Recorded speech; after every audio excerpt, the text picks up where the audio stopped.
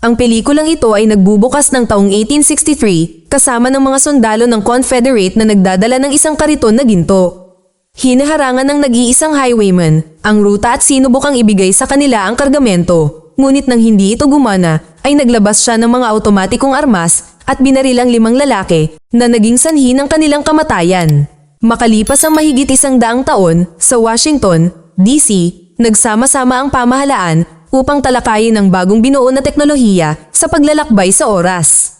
Hinihiling ni Agent Spada na mabigyan siya ng pondo upang simulan ang Time Enforcement Commission upang labanan ang maling paggamit ng gayong napakalakas na kakayahan sa pamamagitan ng pagtuklas ng mga ripples sa ilalim ng dagat sa tamang oras at pagpapadala ng mga ahente sa nakaraan upang pigilan ang mga ito na mangyari bago sila umabot sa kasalukuyan. Natuklasan ni Spada na ang gintong ninakaw noong 1863 ay natagpuan sa modernong panahon na ginagamit sa pagbili ng mga armas, kaya pumayag si Senator Utley na pondohan ang operasyon at bigyan si Senator Macomb ng pangangasiwa sa programa. Samantala, sa isang malapit na mall, ang off-duty na pulis na si Max ay gumugugol ng oras kasama ang kanyang asawang, si Melissa. Hindi niya maiwasang makita ang isang magnanakaw ng bag at pigilan ang magnanakaw sa pamamagitan ng mabilis na galaw bago ibalik ang bag at humingi ng tawad sa mabait na ginang. Pinag-usapan ng mag-asawa ang kamakailang alok ni Max na magtrabaho para sa TEC habang kinukunan ng kanilang larawan ng magkasama at napansin ng isang grupo ng mga kakaibang lalaki na sumusunod sa kanila, ngunit hindi na ito iniisip nung nawala na sila. Noong gabing iyon, sa kanilang malaking bahay sa suburbs, sinabi ni Melissa kay Max na kailangan niyang sabihin sa kanya ang isang bagay. Ngunit naantala sila ng isang kahilingan para kay Max na kailangan pumasok sa trabaho. Nangako siyang mag-uusap sila sa pag-uwi niya, ngunit sa paglabas ni Max, tinambangan siya ng parehong mga lalaki mula sa mall. Binugbog siya ng mga ito sa damuhan sa harap at nilagyan ng bala ang kanyang dibdib habang hinahayaan nilang panoorin ito ni Melissa sa isang bintana.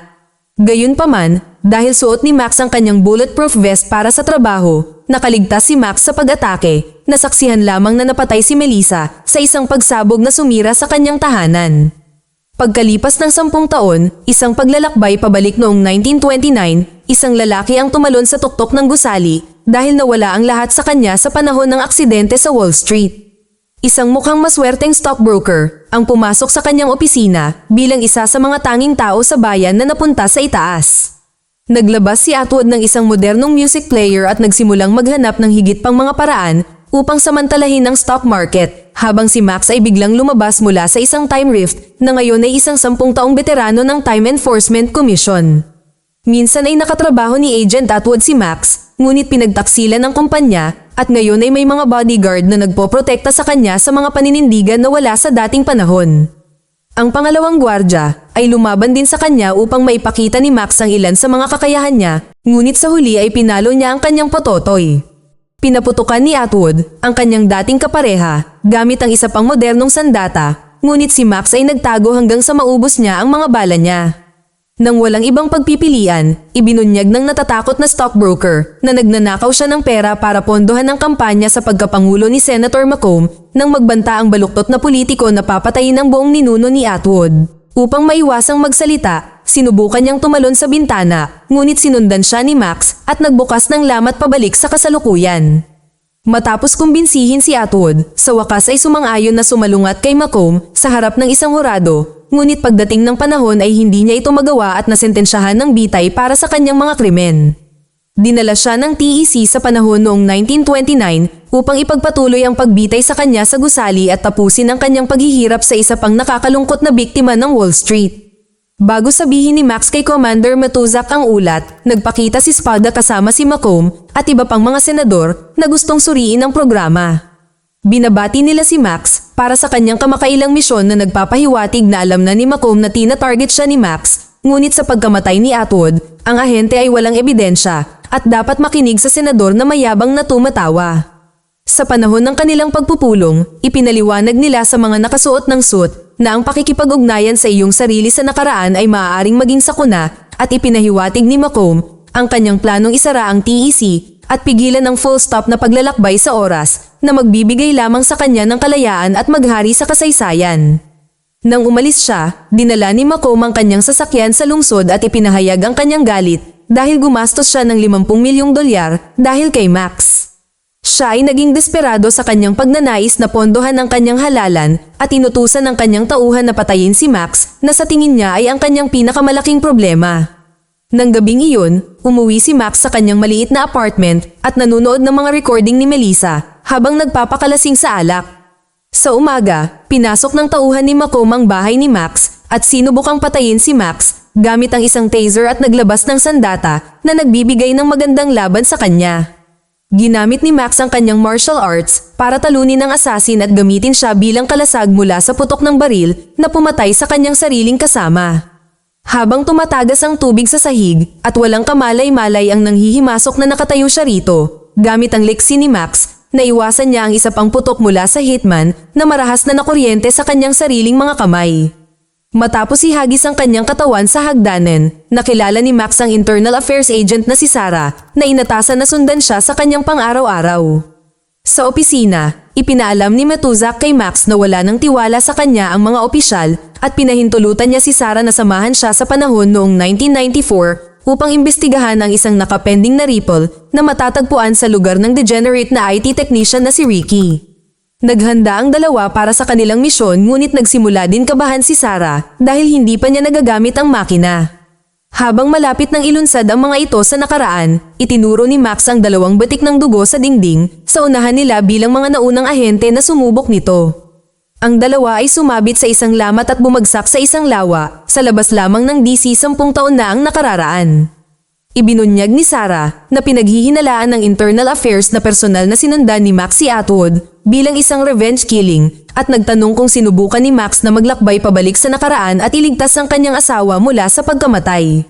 Hindi siya pinapansin ni Max at nahanap ng dalawa ang isang negosyo na pagmamayari ni Macomb sa gitna ng hindi pangkaraniwang lamat ng oras. Naghiwalay sila at nahanap ang isang batang bersyon ni Macomb na tinatalakay ang kanilang negosyo kasama ang kanyang kasosyo nang biglang dumating ang nakatatandang Macomb mula sa kasalukuyan upang pigilan ang kanyang sarili na gumawa ng isang hangal na desisyon. Binabalaan niya ang kanyang nalilitong nakababatang sarili na huwag ibenta ang kanyang mga bahagi sa kumpanya at huwag siyang hawakan dahil ang parehong bagay ay hindi maaaring sumakop sa parehong espasyo. Sa sandaling iyon, ibinunyag ni Max ang kanyang sarili at inaresto ang buong silid kung saan si Macomb ay nahuli sa kanyang mga kasalanan, ngunit si Sarah ay nag-double cross sa kanya habang siya ay nasa payroll ng senador na naniniwalang siya ang magiging presidente sa hinaharap. Pinatay ni Macomb ang kanyang partner at sinubukang patayin si Max, ngunit nagawa niyang itumba ang baril at nagsimulang lumaban sa labas ng bodega upang labanan ang kalahating dosenang mga kalaban. Nabawi niya ang kanyang sandata mula sa isang kaaway at ginamit ito upang patumbahin ang isa pa, pagkatapos ay nagsimula ng isang mapanirang shootout kasama ang huling bantay na sinisira ang buong gusali. Sa panahong ito, lumitaw ang isang peklat sa mukha ni Macomb dahil ang kanyang nakababatang masduwag na sarili ay tinamaan ng kanyang pisngi. Napabagsak niya ang huling kaaway habang ang isang nasirang tangke ng cryo ay nag-freeze sa kanyang braso na nagpapahintulot sa ahente na basagin ang kanyang katawan. Sa kanyang pagbagsak sa kanyang kamatayan, maaari nang harapin ni Max si Macomb, ngunit ginulo siya ni Sarah, sapat para sa senador na bumunot ng baril. Binaril niya si Sarah dahil sa pagkabigo sa kanya, ngunit naiwasan ni Max ang mga putok ng baril bago tumakas pabalik sa kasalukuyan. Napilitan si Max na talikuran si Sarah upang sundan si Macomb sa hinaharap. Sa pagbabalik, nalaman niyang nagbago na ang mga bagay dahil nangunguna na ngayon si Macomb sa mga boto para sa pagkapangulo at isang empleyado na ngayon si Ricky na mahusay ang pananamit. Natuklasan nila na ang lahat ng mga tala ni Sarah ay nabura sa mga computer kaya't sinamahan ni Max si Matuzak upang tingnan kung siya ay buhay. Ina-hijack nila ang orihinal na prototype na ginagamit ni Macomb para sa kanyang mga off-record na biyahe sa nakaraan at sa tulong ng commander na nagsakripisyo ng kanyang sarili upang i-activate ang makina, nakatakas si Max mula sa pagtutugis sa kanya at napadpad sa isang highway sa panahon noong 1994 na halos mabangga ng isang dumadaang truck. Pumunta siya sa pinakamalapit na medical center at nakitang nagpapagaling si Sarah mula sa mga tama ng baril at handang tumestigo laban kay Macomb. Siya ay tunay na nagsisisi sa kanyang pagkakanulo habang kinukuha ni Max ang sample ng dugo ni Sarah mula sa lab upang itago ang anumang bakas niya nang matuklasan ng isang sample ni Melissa na nagpapahiwatig na siya ay buntis nang mamatay siya. Isang nawasak na si Max ang bumalik sa silid ni Sarah at nalaman na siya ay pinaslang at siya ang pangunahing sospek. Napansin niya ang mga alipores mula sa shopping mall na umaalis sa elevator, ngunit hindi niya sila naabutan at tumakas siya sa lokal na pulisya sa pamamagitan ng paglukso sa bintana. Susunod, pumunta siya sa mall kung saan hinanap niya si Melissa at dinala siya sa isang silid sa likod upang magtago mula sa mga tauhan ni Macomb. Pagkatapos ay kinumbinsi siya na siya ay mula sa hinaharap at huwag hayaan ang kanyang nakababatang sarili na umalis para magtrabaho ngayong gabi.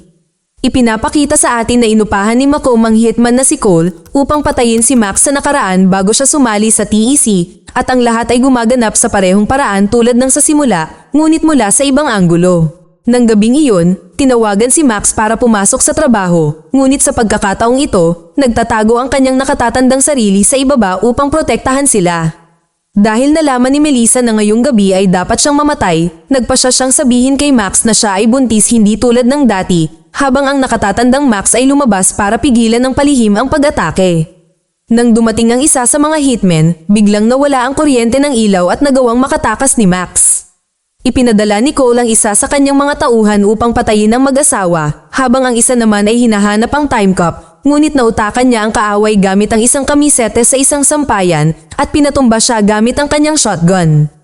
Tahimik na pumasok si Lansing sa loob at nakita si Melissa na tumatakas sa bubong habang bumubuhos ang ulan, ngunit inatake siya ng batang Max na nagtatago sa rafters. Pagkatapos ng isang mabilis na labanan, inihagis ni Max ang gun sa labas ng bintana at pumunta sa labas ng bintana upang kunin ang kanyang asawa, ngunit bumalik si Lansing na nakabitin at pinabagsak ang kanyang target sa sahig. Ngunit nahulog din si Melissa at sumama sa kanyang asawa na nakabitin sa gilid ng alulod. Ang duguan na alipores ay mayabang na tumatawa habang tinatapakan ang mga daliri ni Max. Sa kabutihang palad, nakuha ni Melissa ang kanyang nalaglag na baril at binaril siya hanggang sa ito ay bumagsak. Ibinaba ni Max si Melissa at umakyat sa bubong upang hanapin ang isa pang nanghihimasok, ngunit tinambangan siya ni Cole at binaril siya gamit ang isang buong clip na tumama sa kanyang bulletproof vest at nahulog mula sa bubong. Sa muling pagpasok ng nakatatandang Max sa bahay, inatake siya ng pang-apat na lalaki na madali niyang natalo, ngunit nagpakita si Macomb sa eksena na hostage si Melissa. Pagkatapos ay pumasok si Cole na may dalang time bomb at sinabing patay na ang nakababatang si Max, ngunit ipinaalala ni Macomb sa tangan na kung siya ay patay na, dapat ay wala na ang nakakatandang Max sa harap nila. Biglang bumalik ang batang Max na binaril ang pang-apat na alipores, ngunit nagulat siya sa kanyang nakatatandang sarili habang ginagamit siya ni Cole bilang isang kalasag upang makalapit ng sapat sa kanya upang makuha ang baril palayo sa kanya. Nang malapit ng patayin ang kanyang nakababatang sarili, lumabas si Max ng bahay at binugbog si Cole bago baliin ang kanyang leeg. Ang nakababatang Max ay nananatiling walang malay habang ang nakatatandang Max ay tumatakbo sa itaas upang hanapin si Macomb na hinihintay ang oras ng timer bago sumabog na sinasabi niyang sisira sa kanyang sarili at sa lahat ng ebidensya ng kanilang pag-iral. Plano niyang hayaan ang kanyang nakababatang sarili na maging presidente at muling isulat ang kanyang kamatayan mula sa nakaraan, ngunit ang batang Macomb ay lumilitaw na nalinlang na pumunta sa bahay ng isang peking mensahe mula kay Max. Hinawakan ng time cup ang nakababatang Macomb, ngunit binaril ng nakatatandang Macomb si Melissa habang nagpupumiglas sila, kaya't itinulak ni Max ang mandarayang senador sa kanyang nakatatandang sarili na naging dahilan upang matunaw silang dalawa habang sumisigaw at natutunaw ang laman sa animated. Sa natitirang 15 segundo sa countdown, dinala ni Max ang nasugatan na si Melissa palabas ng bahay at sumabog ito sa likuran nila sa kamanghamanghang paraan.